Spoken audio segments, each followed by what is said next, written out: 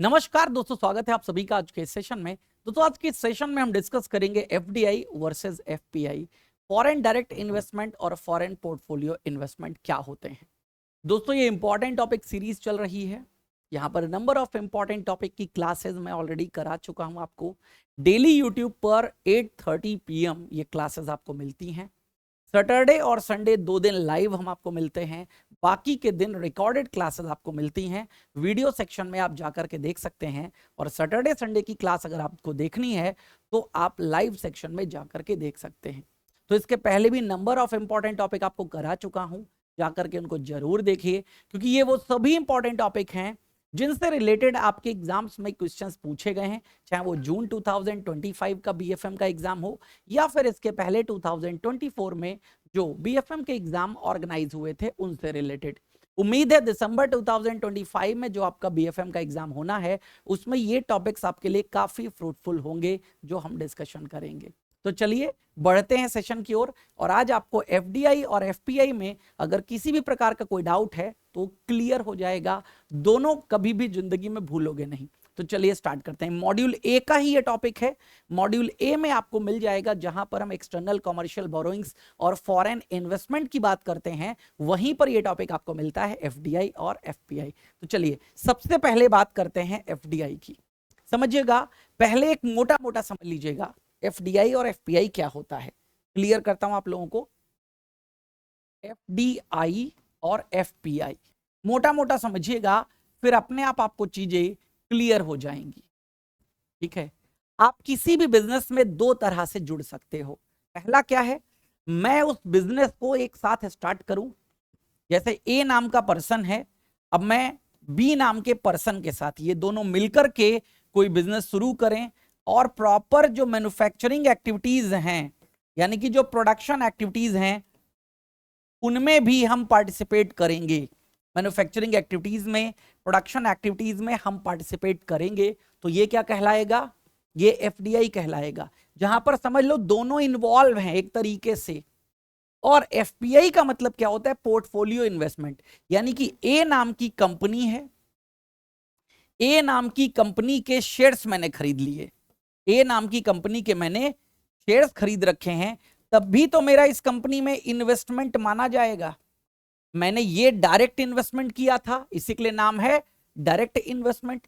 ये मैंने कंपनी की जो फाइनेंशियल एसेट्स हैं उनमें इन्वेस्टमेंट किया है। तो इन्वेस्टमेंट तो ये भी है, मैं ऑनर यहां भी हूं, ऑनर यहां भी हूं।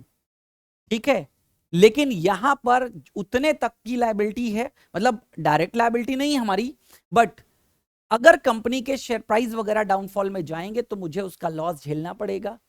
ठीक है, कंपनी डाउनफॉल में जाती है तो भी मेरे शेयर का प्राइस डाउनफॉल में चला जाएगा। तो ये सभी लॉसेस आपको इनडायरेक्टली झेलने हैं, और आप यहां पर कभी भी एग्जिट करके जा सकते हो। आपको लगा थोड़ा सा डाउन हो रहा है मामला, आगे इन फ्यूचर और डाउन हो सकता है, तो आपने इस कंपनी के शेयर्स को बेच दिया और जा सकते हो। लेकिन जब आप मैन्युफैक्चरिंग एक्टिविटीज में पार्टिसिपेट करते हो तो इतनी जल्दी बेच के निकलना पॉसिबल नहीं होता है। कंपनियां लॉस में अगर जा रही हैं तो भी आप क्या करोगे, जिस पार्टनर के साथ आपने ये बिजनेस शुरू किया है या फिर अकेले ही आपने शुरू किया है, अगर एफडीआई की लिमिट 100% है तो आप अकेले होंगे, तो आप बंद करने की सोचेंगे तो number of rules and regulations के अकॉर्डिंग आप उसको क्लोज करेंगे, तभी वो फंड यहां से आप दूसरे देश में लेकर के जा सकते हैं जहां के आप हैं। क्योंकि ये पैसा कहां से आया है, बाहर से, इंडिया के बाहर का ही पैसा है, चाहे वो एफडीआई के रूप में हो चाहे वो एफपीआई के रूप में हो। ध्यान रखिएगा, इंडियन एंटिटीज का पैसा नहीं है। तो अब समझते हैं यहां पर फॉरेन डायरेक्ट इन्वेस्टमेंट। सबसे पहले तो FDI refers to an investment made by a foreign entity. FDI क्या है, एक इन्वेस्टमेंट है, एक निवेश है जो एक फॉरेन एंटिटी कर रही है, विदेश की इकाई। कहां पर, ठीक है, अब वो विदेश की इकाई चाहे कोई एक व्यक्ति हो सकता है इंडिविजुअल, या कोई कंपनी हो सकती है, या विदेश की कोई सरकार हो सकती है, गवर्नमेंट हो सकती है, इनटू द बिजनेस और एसेट्स ऑफ अ कंपनी। ठीक है, इन अनदर कंट्री, दूसरे देश में। हम इंडियन कॉन्टेक्स्ट में बात भी कर सकते हैं, और एफडीआई की बात हम किसी भी और कंट्री के कॉन्टेक्स्ट में कर सकते हैं। तो चाहे हम इंडिया के बिजनेस में बात करें या अनदर कंट्री में, क्या कर रही है वो, वहां के बिजनेस या वहां की एसेट्स में कंपनी इन्वॉल्व हो रही है। ठीक है, with the intention of establishing, intention क्या है, establishing a lasting interest in control. Establish क्या किया जा रहा है? अ लास्टिंग इंटरेस्ट एंड कंट्रोल, अपना हित या अपना नियंत्रण। तो अगर आप अगेन जो भी निवेश आप करते हो तो निवेश में अपना हित देख के तो निवेश करते हो। कोई निवेश तभी करेगा ना जब उसको कुछ बेनिफिट दिखाई देगा, बिना बेनिफिट बिना इंटरेस्ट के तो निवेश नहीं करेगा ना। और दूसरा क्या है? कंट्रोल। अब आप कहीं निवेश कर देते हो, कहीं ऑनर बन जाते हो, तो आपको क्या मिल जाएगा? नियंत्रण मिल जाएगा, कंट्रोल मिल जाएगा। तो ये तो है एफडीआई की डेफिनेशन। अब आगे बात करते हैं एफडीआई से रिलेटेड क्या क्या एफडीआई के फीचर्स होते हैं। की फीचर्स ऑफ एफडीआई, विशेषताएं। तो पहला, long term investment in physical assets और बिजनेस। एफडीआई जो है वो लॉन्ग टर्म इन्वेस्टमेंट है, यानी कि कोई बिजनेस आप शुरू कर रहे हो तो बिजनेस कोई 6 महीने के लिए तो नहीं कर रहे हो, वो बिजनेस आप लॉन्ग टर्म सोच के शुरू कर रहे हो ना, शॉर्ट टर्म सोच के नहीं शुरू कर रहे हो। तो लॉन्ग टर्म है। और इन्वेस्टमेंट किसमें है? Physical assets.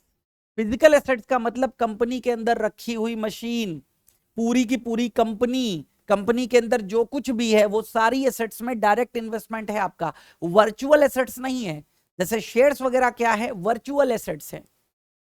Then involves ownership of at least 10% और मोर इन इंडियन कंपनी। बस ये जरूर याद रखिएगा, एफडीआई तभी माना जाता है जब फिजिकल एसेट्स में आपका इन्वेस्टमेंट मोर देन 10% है। इसलिए एफडीआई की लिमिट कभी भी आप 10% से कम नहीं देखोगे। एफडीआई की लिमिट आप जब पढ़ते होगे तो या तो 26% पढ़ोगे, या तो 49% पढ़ोगे, या तो 51% पढ़ोगे, या तो 74%, और या तो आप देखोगे 100%। ये बेसिकली एफडीआई लिमिट होती है। कभी भी ये नहीं पढ़ोगे सरकार ने एफडीआई की लिमिट अलाउ करी है 5%, बिल्कुल भी नहीं, क्योंकि 5% के इन्वेस्टमेंट को एफपीआई में काउंट किया जाता है, एफडीआई में काउंट नहीं किया जाता है। तो मोर देन 10% का इन्वेस्टमेंट होना चाहिए। और इन्वेस्टमेंट दोनों तरीके से कर सकते हो, किसी एग्जिस्टिंग बिजनेस में भी और किसी न्यू वेंचर में भी। न्यू वेंचर में अगर इन्वेस्टमेंट करते हो या नया बिजनेस एस्टेब्लिश करते हो, इसको बोलते हैं green field FDI, green field. और एग्जिस्टिंग, या आप स्टेक एक्वायर करते हो कोई एग्जिस्टिंग बिजनेस में, यानी कि जो बिजनेस भारत में पहले से चल रहा था, वो कंपनी भारत में पहले से काम कर रही है, ऐसी जगह निवेश करते हो, तो इसको बोलते हैं ब्राउन फील्ड इन्वेस्टमेंट। तो नया होगा तो ग्रीन फील्ड इन्वेस्टमेंट कहा जाएगा, और पुराना होगा तो ब्राउन फील्ड इन्वेस्टमेंट कहा जाएगा। तीसरा, कैन ब्रिंग टेक्नोलॉजी। अब विदेश से जो कंपनी भारत में आएगी वो अपने साथ क्या लेकर के आएगी? तो अपने साथ टेक्नोलॉजी, तकनीक लेकर के आएगी, क्योंकि विदेशों में जो टेक्नोलॉजी है और अपडेटेड है। ठीक है, स्किल्स, कुशलता जो है स्किल लेकर के आएगी। और जब एफडीआई इंडिया में आएगी, यानी कि इंडिया में कोई बिजनेस शुरू होगा, तो इससे लोगों को क्या मिलेगा? रोजगार। इसीलिए हम एफडीआई को अट्रैक्ट करने के लिए नंबर ऑफ पॉलिसीज बनाते हैं। और एक पॉलिसी जिसको आप फॉरेन ट्रेड पॉलिसी, एफटीपी के नाम से जानते हैं, उसका उद्देश्य ही होता है कि भारत में ज्यादा से ज्यादा निवेश लेकर के आना एफडीआई और एफपीआई के माध्यम से। तो एफडीआई अगर आएगा तो हमारे वहां रोजगार भी मिलेगा लोगों को, और कैपिटल आएगी इंडिया में, पैसा आएगा, पूंजी आएगी। Then subject to government regulations. अब एफडीआई के भी दो रूट्स होते हैं, एक रूट को बोलते हैं ऑटोमेटिक रूट, एक को बोलते हैं गवर्नमेंट रूट। ऑटोमेटिक रूट के थ्रू अगर एफडीआई अलाउ करी गई है तो इसमें प्रायर अप्रूवल की रिक्वायरमेंट नहीं होती है, कोई भी पूर्व अनुमति की आवश्यकता नहीं है। सरकार ने गाइडलाइंस बना दी हैं, लिमिट्स डिसाइड कर दी हैं, आप उन लिमिट्स के तहत उन गाइडलाइंस को फॉलो करते हुए एफडीआई लेकर के आ सकते हो और भारत में निवेश कर सकते हो। लेकिन अब अगर गवर्नमेंट रूट के थ्रू एफडीआई बताई है गवर्नमेंट ने, तो आपको पहले गवर्नमेंट के पास अप्लाई करना होगा। इसके लिए पहले एक बोर्ड काम करता था, जिसे अब एबॉलिश कर दिया गया है। वो बात याद रखिएगा, उसे कहते थे FIPB, foreign investment promotion board. FIPB अलग से एक ऑर्गेनाइजेशन थी जो इसको देखती थी, लेकिन अभी एफआईपीबी को एबॉलिश कर दिया है, सीधे गवर्नमेंट इन्वॉल्व होती है। तो प्रायर अप्रूवल चाहिए होता है सेंसिटिव सेक्टर्स के लिए। जैसे डिफेंस में 100% अलाउड है एफडीआई, लेकिन 100% एफडीआई तभी अलाउड है जब आप टेक्नोलॉजी शेयर करोगे। मतलब अगर आप बताते हो कि यह हथियार कैसे बनाया जा रहा है, आप उसकी रेसिपी हमको बताओ, मतलब रेसिपी का मतलब खाने में जो रेसिपी होती है ना, बस ऐसे समझ लीजिएगा, उसको बनाने की पूरी प्रोसेस आप बताओगे हमें, टेक्नोलॉजी क्या लग रही है उसमें, वो सब कुछ शेयर करोगे तो 100% अलाउड है, अदरवाइज 49 और 74 तक है, ध्यान रखिएगा इस बात को। तो ये तो की फीचर्स किसके हो गए, एफडीआई यानी कि फॉरेन डायरेक्ट इन्वेस्टमेंट। एग्जाम्पल के बारे में बात करते हैं, अब एग्जाम्पल देख लीजिएगा, जैसे टोयोटा कार मैन्युफैक्चरिंग है ना, टोयोटा ने एक मैन्युफैक्चरिंग प्लांट लगाया कहां पर, इंडिया में, ठीक है, ये क्या है, एफडीआई का एग्जाम्पल है। वॉलमार्ट ने एक्वायर किया मेजर स्टेक किसमें, फ्लिपकार्ट में। अब इस समय फ्लिपकार्ट किसका है, वॉलमार्ट का है, क्योंकि मेजर स्टेक फ्लिपकार्ट में किसका है, वॉलमार्ट का है, ठीक है। पहले बंसल ब्रदर्स थे, अब नहीं है। A foreign company establish an R&D centre in Bengaluru, कोई भी फॉरेन कंपनी है जिसने अपना रिसर्च एंड डेवलपमेंट सेंटर कहां पर स्टैब्लिश किया है, बेंगलुरु में, ठीक है। तो ये सब क्या कहलाता है, ये सब एफडीआई के अंतर्गत काउंट किया जाता है, एफडीआई, ध्यान रखिएगा। देन रेगुलेटरी बॉडीज कौन है, एफडीआई को इंडिया में रेगुलेट कौन करता है, यानी कि किसके किसके परमिशन की आवश्यकता होगी। तो एक रिजर्व बैंक ऑफ इंडिया इसलिए इन्वॉल्व होता है क्योंकि यहां पर फॉरेन करेंसी इन्वॉल्व होती है, तो फेमा भी आता है यहां पर, ध्यान रखिएगा। और वैसे यहां पर बात आती है DPIIT, department for promotion of industry and trade, जो काम करती है ministry of commerce and industry, ठीक है, ministry of commerce and industry, वाणिज्य और उद्योग मंत्रालय के अंतर्गत काम करता है यहां पर, ध्यान रखिएगा। देन अब आगे बात करते हैं आपसे, what is FPI, foreign portfolio investment क्या होता है। फॉरेन पोर्टफोलियो इन्वेस्टमेंट समझिएगा, तो फॉरेन पोर्टफोलियो इन्वेस्टमेंट के बारे में बताया ही है, यहां पर आप फिजिकल एसेट्स में इन्वेस्टमेंट नहीं करते हो, किसी कंपनी की फाइनेंशियल एसेट्स में इन्वेस्टमेंट करते हो। तो FPI refers to investment by foreign individuals और इंस्टीट्यूशन, फॉरेन का कोई इंडिविजुअल है, एक व्यक्ति, या फॉरेन का कोई इंस्टीट्यूशन है, इन अ कंट्रीज फाइनेंशियल एसेट, हमारे देश की वित्तीय संपत्तियों में, जैसे स्टॉक्स, स्टॉक्स का मतलब यहां पर शेयर है, स्टॉक हो गया, बॉन्ड्स हो गया, म्यूचुअल फंड्स हो गए, गवर्नमेंट सिक्योरिटीज हो गई, विदाउट सीकिंग कंट्रोल और मैनेजमेंट इन्फ्लुएंस। क्योंकि जब आप किसी कंपनी की फाइनेंशियल एसेट्स में इन्वेस्टमेंट करते हो तो आपको नियंत्रण नहीं मिलता है, कंट्रोल नहीं मिलता है, ठीक है। तो without seeking control and management influence, और आप वहां के यानी कि कंपनी के प्रबंधन को इन्फ्लुएंस नहीं कर सकते हो, और इसका इन्वेस्टमेंट लेस देन 10% माना जाता है, लेस देन 10%। तो की फीचर्स में देख लीजिएगा, एफपीआई ज्यादातर शॉर्ट टर्म के लिए होते हैं, क्यों, क्योंकि मैंने आपको बताया ये बहुत जल्दी पैसा यहां से लेकर के दूसरे देश में जा सकते हैं, क्योंकि इनको जैसे ही लगा कि इंडियन मार्केट डाउनफॉल में जाएगी, अगर ये प्रिडिक्शन भी आया तो ये अपना पैसा निकाल लेंगे। इसलिए इनका जो मनी होता है, इनका जो मनी होता है उसे बोलते हैं हॉट मनी, उसे क्या बोलते हैं, उसे हॉट मनी कहा जाता है। हॉट मनी का मतलब जो एक जगह से दूसरी जगह बहुत जल्दी ले जाया जा सकता हो। तो यहां ये शेयर्स बेचेंगे, अपना स्टॉक खाली करेंगे और दूसरे देश में जा सकते हैं। इसलिए जब एफपीआई ज्यादा शेयर्स बेच देते हैं या ज्यादा बिकवाली करते हैं तो आप देखते हो मार्केट डाउनफॉल में चला जाता है। कभी भी आप देखिएगा जिस दिन मार्केट डाउनफॉल में गया हो उस दिन का डेटा आप लोग अखबारों में देखिएगा या वेबसाइट्स पर देख लीजिएगा, मनी कंट्रोल की वेबसाइट पर भी आपको मिल जाएगा, जहां पर आप देखोगे कि आज एफपीआई ने कितना बेचा है। तो बहुत ज्यादा बेच देते हैं तो मार्केट डाउनफॉल में चला जाता है, क्योंकि लोगों के सेंटिमेंट्स बदल जाते हैं। लोगों को लगता है अगर विदेश वाले बेच के जा रहे हैं तो कुछ तो गड़बड़ है इस कंपनी में या इस स्टॉक में, तो हम भी बेच दें, तो बिकते हुए ही पूरा मार्केट डाउनफॉल में चला जाता है। तो ये शॉर्ट टर्म है और मार्केट ड्रिवन, मतलब मार्केट अप जा रहा होगा तो इन्वेस्टमेंट आएगा, मार्केट डाउनफॉल जा रहा होगा तो इन्वेस्टमेंट लोग निकाल लेंगे अपना। समझ गए मेरी बात।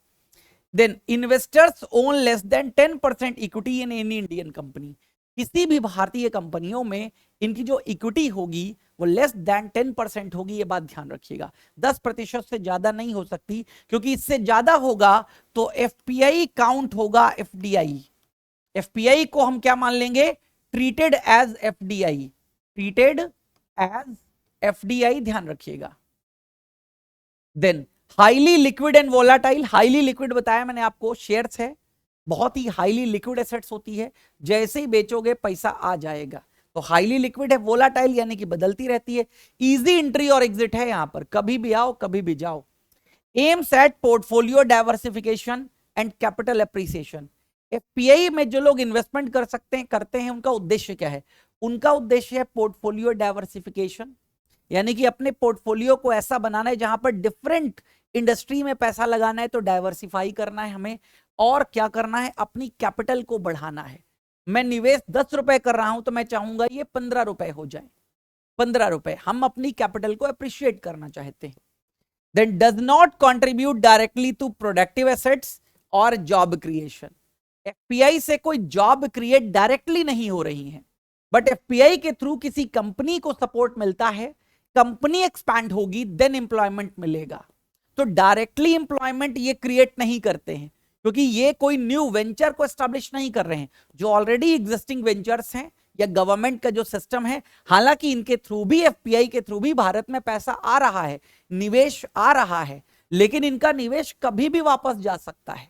तो ये ज्यादा कंट्रीब्यूट नहीं कर रहे हैं या सीधे कंट्रीब्यूट नहीं कर रहे हैं इन सब चीजों में, चाहे वो प्रोडक्टिव एसेट्स हो या फिर जॉब क्रिएशन हो। हाँ, इनडायरेक्टली इनका योगदान रहता है, ऐसा नहीं है कि इनका कोई योगदान नहीं है। इनके आने या ना आने से हमें फर्क नहीं पड़ता, ये आप नहीं कह सकते हो। इनके आने से भी फर्क पड़ता है और जाने से भी फर्क पड़ता है। देन आगे अब बात कर लेते हैं एग्जाम्पल। तो कोई यूएस हेज फंड है जो इंडिया में इन्फोसिस के शेयर को बाय करता है, तो ये क्या कहलाएगा? FPI investment. देन कोई फॉरेन बैंक है जो इंडियन गवर्नमेंट बॉन्ड में निवेश कर रहा है, एफपीआई इन्वेस्टमेंट है। कोई म्यूचुअल फंड है, ठीक है, विदेश का, जो इन्वेस्टमेंट किसमें कर रहा है? सेंसेक्स और निफ्टी के स्टॉक्स में इन्वेस्टमेंट कर रहा है। तो इस प्रकार के एग्जाम्पल कहलाते हैं एफपीआई एग्जाम्पल्स। अब अगेन रेगुलेटरी बॉडीज कौन है? एफपीआई की जब बात करते हैं तो क्योंकि स्टॉक्स वगैरह आ जाता है, तो यहां पर इन्वॉल्वमेंट हो जाता है सेबी का, securities and exchange board of India. FDI में आपने देखा डीपीआईआईटी था, रिजर्व बैंक ऑफ इंडिया था, यहां पर सेबी और आरबीआई है, और फेमा तो यहां भी रहेगा क्योंकि फंड्स आ रहे हैं। फॉरेन करेंसी या फॉरेन एक्सचेंज का इन्वॉल्वमेंट अगर होगा तो फेमा तो रहेगा, 1999 एक्ट। और फेमा का गार्ड कौन है? Reserve bank of India. That's why RBI यहां पर फेमा गाइडलाइंस को देखता रहता है। और मेन शेयर मार्केट को रेगुलेट कौन कर रहा है? SEBI, securities and exchange board of India. तो दैट्स वाई ये इन्वॉल्व है यहां पर। अब दोनों में डिफरेंसेस समझ लीजिएगा। पहला है उसके मीनिंग में, तो आपको बता ही दिया, एफडीआई में फिजिकल एसेट्स में इन्वेस्टमेंट किया जाता है और एफपीआई में फाइनेंशियल एसेट्स में इन्वेस्टमेंट किया जाता है। इक्विटी ऑनरशिप की बात करें तो अगेन आपको बताया था, ठीक है, एफडीआई में मोर देन 10% होता है, डायरेक्ट कंट्रोल भी होता है, ठीक है, 10% और मोर देन 10%। और ये हमेशा क्या है? लेस देन 10% तो नो कंट्रोल। तीसरा है इन्वेस्टमेंट हॉराइजन, यानी कि टाइम हॉराइजन। एफडीआई हमेशा लॉन्ग टर्म के लिए होता है और एफपीआई शॉर्ट टर्म के लिए या स्पेकुलेटिव, सट्टा के पर्पज से भी होता है। देन नेचर, तो ये स्ट्रेटेजिक इन्वेस्टमेंट है, यानी कि रणनीतिक निवेश कहा जाता है। ये पैसिव इन्वेस्टमेंट है, ठीक है, यानी कि प्रॉफिट के लिए लगाया गया है, प्रॉफिट मिला गए। कंट्रोल एंड मैनेजमेंट बताया था, yes, investors gets voting right. जो एफडीआई है उसमें इन्वेस्टर्स को वोटिंग राइट्स मिलता है और मैनेजमेंट को इन्फ्लुएंस करने का भी राइट मिलता है। एफपीआई की बात करें तो कंपनी के डिसीजंस में एफपीआई इन्वॉल्व नहीं होते हैं, एफडीआई इन्वॉल्व होते हैं। सेक्टर्स इन्वॉल्व्ड, तो एफडीआई कहां कहां है? Manufacturing sector, service sector, infrastructure sector, etcetera, number of sectors. ये कहां पर हैं? तो ये सीधे स्टॉक मार्केट, डेट मार्केट, इन सेगमेंट में है। रिस्क प्रोफाइल की बात करें तो एफडीआई का जो रिस्क होता है वो क्या होता है? Lower volatility, economic and political risk involved. Lower volatility यानी कि बहुत ज्यादा यहां पर चेंजेस नहीं आते हैं, लेकिन इकोनॉमिक और पॉलिटिकल रिस्क रहता है। किसी ने आपके देश में पैसा लगाया लेकिन आपकी इकोनॉमी ही डाउनफॉल में है, तो वहां पर पैसा हमारे डाउनफॉल में जा सकता है, ठीक है। पॉलिटिकल, सरकारें बदल जाती हैं तो भी कई बार सरकारी प्रायोरिटीज बदल जाती हैं। देन ये हाईली वोलाटाइल होती है और एक्सपोज्ड ऑफ मार्केट रिस्क। यहां पर कौन सा रिस्क इन्वॉल्व है एफपीआई में? Market risk. मार्केट डाउनफॉल में चली गई तो इनको लॉस हो जाएगा। Then impact on economy, economy में क्या इंपैक्ट होता है? तो अगेन इकोनॉमी को बूस्टअप मिलता है एफडीआई से, एम्प्लॉयमेंट जनरेशन होता है, कैपिटल फॉर्मेशन होता है और टेक्नोलॉजी ट्रांसफर होता है। जो कोई विदेश का व्यक्ति आएगा वो बेटर टेक्नोलॉजी लेकर के आएगा और हमें कुछ सीखने का मौका मिलेगा। ये क्या है, सिर्फ कैपिटल मार्केट लिक्विडिटी को इंप्रूव करता है, दैट्स इट। रेगुलेटर्स कौन है, आपको बताया DPIIT RBI, इसमें कौन है, सेबी और RBI FEMA. Route of investment FDI automatic या गवर्नमेंट रूट से हो सकती है, 2 रूट बताए। और ये क्या है, रजिस्टर्ड रूट होती है। जितने भी FPI होते हैं वो सब सेबी में रजिस्टर्ड होते हैं। सेबी में, सेबी गाइडलाइंस के अकॉर्डिंग FPI निवेश तभी कर सकता है जब सेबी में रजिस्ट्रेशन उसका हो जाएगा। एज ऑफ एग्जिट, FDI को तुरंत एग्जिट करके जाना अलाउड ही नहीं है, समय लगेगा। जैसे ऐसे समझ लो आपके पास सोना हो, ठीक है, अंगूठी में आपने अपनी रिंग में अंगूठी पहन रखी है, ठीक है, सॉरी आपने अपनी उंगलियों में अंगूठी पहन रखी है, अंगूठी यानी कि गोल्ड। गोल्ड को सेल आउट करना आसान है, लेकिन घर मकान बेचना आसान है क्या, नहीं। तो ऐसे समझ लीजिएगा ये घर मकान है, FDI क्या है, घर मकान है। आप पूरा बिजनेस खत्म करके जाओगे, समय लगेगा, रिस्पॉन्सिबिलिटीज जो है वो सब खत्म करनी पड़ेगी, रातों रात नहीं भाग जाओगे, ठीक है। तो डिफिकल्ट इन्वॉल्व्स एसेट लिक्विडेशन, आप अपनी सारी संपत्तियों को बेचोगे। ये क्या है, आसान है, बस सिक्योरिटीज को सेल कर देना है ओपन मार्केट में, दैट्स इट, आप अपना पैसा लेके जा सकते हो। स्टेबिलिटी, तो FDI जो होता है वो स्टेबल होता है और FPI ये तो लेस स्टेबल है। आपको हॉट मनी तो बता ही दिया मैंने, हॉट मनी फ्लोज, एक जगह से दूसरी जगह कब चला जाएगा पता ही नहीं चलेगा। कंट्रीब्यूशन टू BOP, BOP का मतलब है बैलेंस ऑफ पेमेंट। तो बैलेंस ऑफ पेमेंट में FDI को कहां पर रखते हैं, कैपिटल अकाउंट में रखते हैं, कैपिटल अकाउंट।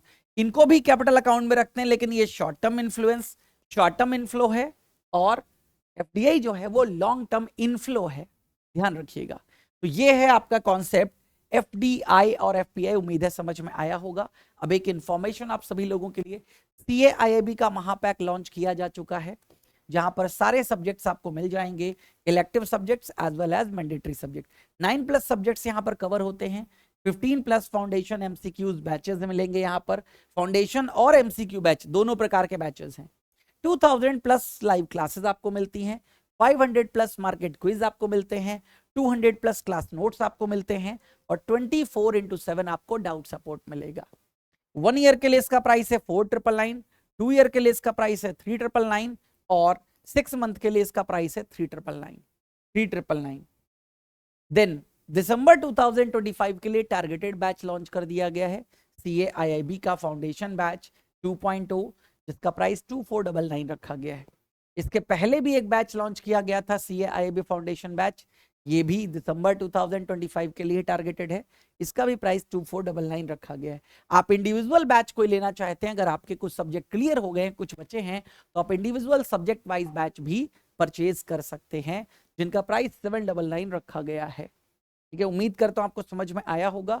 और मुझसे अगर आप जुड़ना चाहते हैं तो ये टेलीग्राम का QR कोड स्कैन कर लीजिएगा, मेरे ग्रुप पे आप जुड़ जाइएगा, तो आपको CAIIB की जितनी भी इंफॉर्मेशन है वो आपको इन फ्यूचर मिलती रहेंगी। तो बस इसको स्कैन करना है और आप सीधे, ठीक है, हमारे ग्रुप के साथ जुड़ जाओगे, जो टेलीग्राम पर हमारा ऑफिशियल ग्रुप है। तो अगेन अगले सेशन में फिर आपसे मुलाकात होगी। सेशन कैसा लगा कमेंट सेक्शन में जरूर बताइएगा। Thank you.